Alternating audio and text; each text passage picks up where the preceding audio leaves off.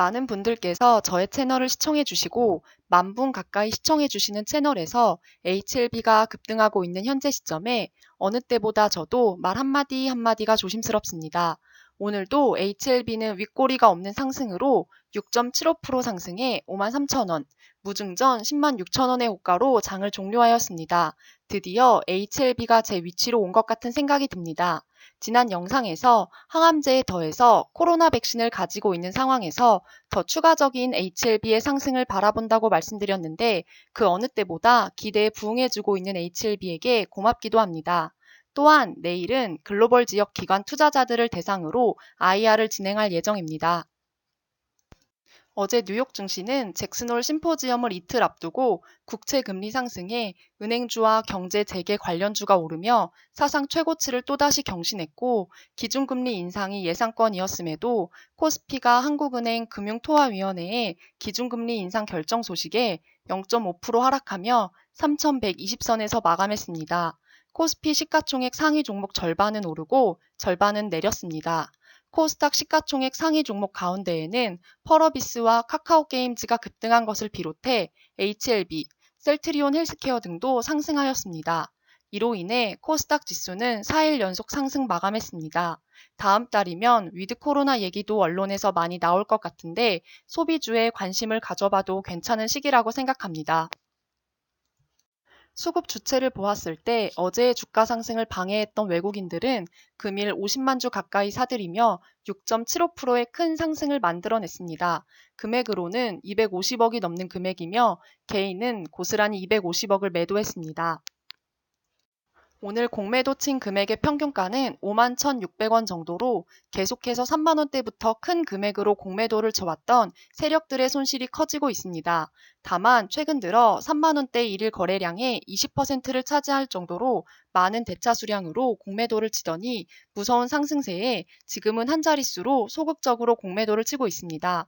현재 코로나 백신이라는 재료는 일회성이 아니라 위드 코로나를 바라보고 있는 시점에서 독감처럼 코로나 예방을 위해 매년 예방접종을 맞을 수도 있다는데 이러한 재료가 더더욱 빛을 발할 수 있으니 그들의 손실이 더 커지길 바랍니다.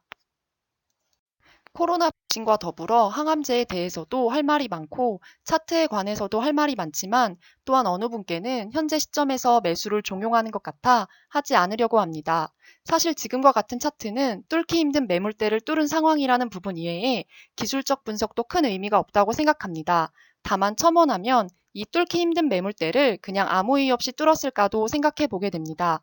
오늘의 호가는 HLB에 있어서 2.16 사태가 발생하기 전 가격을 훌쩍 넘어 무증전 10만원이라는 HLB의 가격대를 형성했기 때문에 많이 올랐다기보다 기존 보유하고 계시던 주주분들께서는 이제 HLB가 본 궤도로 올라왔다라고 생각하시는 분들도 많을 겁니다. 저 또한 그렇게 생각하고 있습니다.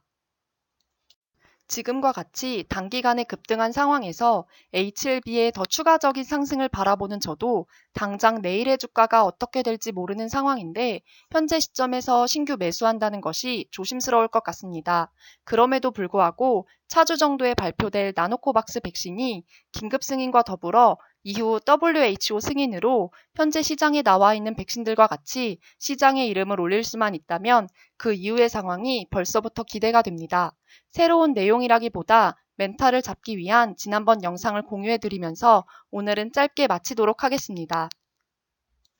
주식을 하시다 보면 매수는 기술, 매도는 예술이란 말을 들어보셨을 겁니다. 매수 때보다 매도를 할 때 사람은 더욱 심리적인 것에 의지합니다.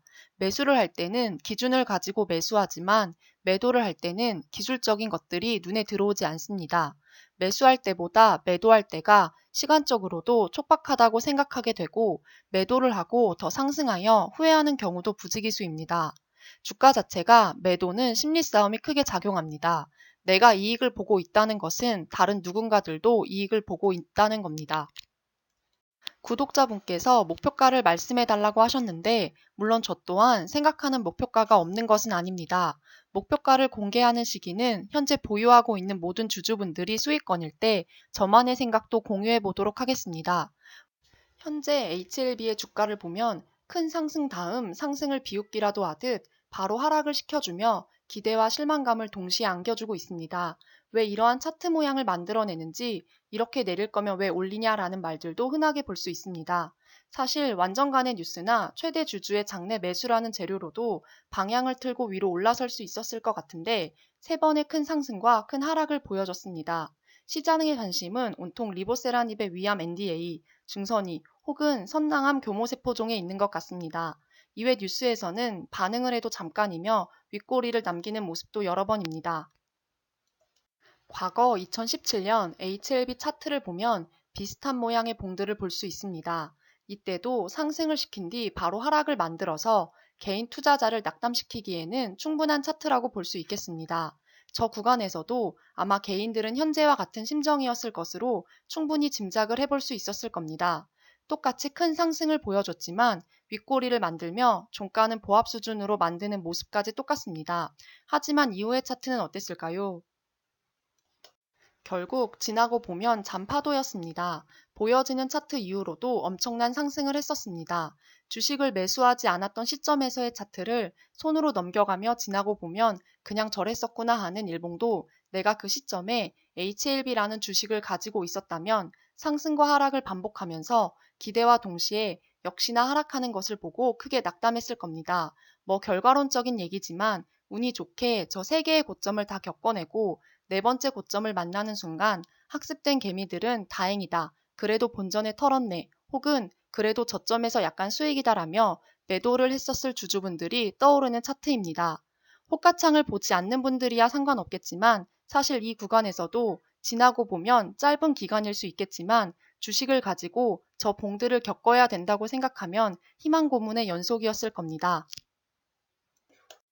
627대의 차트도 잘 보면 세력들도 참 명확하다고 생각되는 부분이 장대 음봉으로 내린 그 부분에서는 충분히 개인들이 손절 혹은 익절할 기회를 주면서 매물을 소화하고 횡보시킨 다음 갭으로 장대 음봉의 중간까지 29%의 갭상승을 보여주면서 신규 개미들은 타지도 못하게 일봉을 그려버립니다.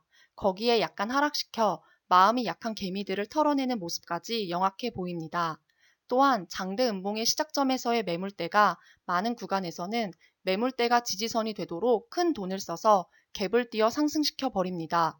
즉, 몇 개월 동안의 상승을 단순히 4거래일 만에 만들어버리는 그림을 그렸습니다. 현재 주주분들은 어떠신가요? HLB 차트 또한 현재 우리가 이 주식을 가지고 있고 이 일봉들을 겪고 있기 때문에 기대와 실망을 반복하면서 하루하루를 보내고 있고 이를 대변하듯이 일봉 또한 그렇게 그려지고 있습니다. 제가 하는 이 말들이 어떤 분들에게는 희망 고문이 될 수도 있습니다. 저 또한 확신을 할 수 없는 부분이지만 어차피 하락이 아니고 상승이라면 갭으로 상승을 시켜서 신규 진입이 어려운 차트를 만드는 그림이 그려지길 바랍니다. 비록 현재는 지지부진한 주가지만 우리가 기대하는 소식으로 가까운 시일 내에 같이 웃는 날을 기대해 봅니다. 올해 2월 반공매도 운동을 벌일 때 진양곤 회장은 주주 간담회가 끝난 뒤 홈페이지에 공매도로 인한 회사 가치 하락에 대해 고민하고 있으며 공매도가 법으로 규정된 것이라 속수무책이었지만 최근 우리 회사를 대상으로 진행되는 공매도는 법 규정을 교묘히 비껴가며 주가 하락을 유도하는 다분히 시세 조종적인 측면이 있다고 보여진다며 공매도를 가장한 주가 조작 행위가 의심되는 외국계 증권사 2곳을 상대로 금감원에 정식으로 주가 조작 조사를 요청하겠다고 하였습니다. 여기서도 회사 가치를 저해하는 공매도에 대해서도 많이 신경을 쓰는 모습을 보여줬습니다. 진양곤 회장은 지금 공매도를 비롯한 회사를 믿지 못하는 분들에 있어서 엘레바 지분 확보는 어렵다, 횡령 배임이다, 안 될 거다라고 했었고 리보세라닉과 관련하여 이상을 못 끝낼 것이다, 삼상은 시작도 못할 것이다, 삼상은 못 끝낼 것이다, 계속된 임상 논란이 있었다고 하였고 더해서 영업이익 때문에 상장 폐지될 것이다. 심지어 폴첸 박사가 미쳤다고 글로벌 특허 권리를 넘기겠냐? 절대 넘기지 않을 것이다. 라는 말도 흔하게 올라왔지만 결국 이 모든 건은 완료가 됐습니다. 이어서 NDA를 신청하면 그게 NDA 허가하고는 또 다르다라고 할 것이고 현재도 NDA를 제출할 수 있으나 한 번에 허가받기 위해서 지금 이 준비를 하고 있는 것이다 라고 하였습니다. 저는 일정 부분 딜레이 되는 것도 앞에서 보았던 행보라면 시간이 지나면 다 완료될 것이라 생각합니다. 사실 진양곤 회장 개인의 욕심을 부릴 수 있는 상황도 있었습니다. 주식담보대출이 주가 변동성이 커져 연장이 어렵다는 통보를 받았고 상환을 위해 배우자가 주식을 장내 매도했다고 밝혔고 다음날 무상증자를 발표했습니다. 사실 욕심을 부렸다면 무증을 발표하고 지분을 처분하여 갚을 수도 있었을 겁니다. 사실 회사의 입장에서 말한 것과 손실을 보고 있는 주주분들이 생각하는 부분은 많이 다를 수 있으나 오늘의 HLB 파워와 관련된 기사를 보니 그렇게 주주들을 계속해서 등한시하지는 않을 것이란 생각이 듭니다. 저 또한 주식을 매수했을 때 기대한 것과 달리 주가가 하락하여 상대적 박탈감을 느끼지 않는 것은 아닙니다만 처음 이 주식을 매수하였을 때 몇 프로의 수익을 기대하고 주식을 매수하였는지 생각해보고 다시 한번 마음을 잡아보려고 합니다.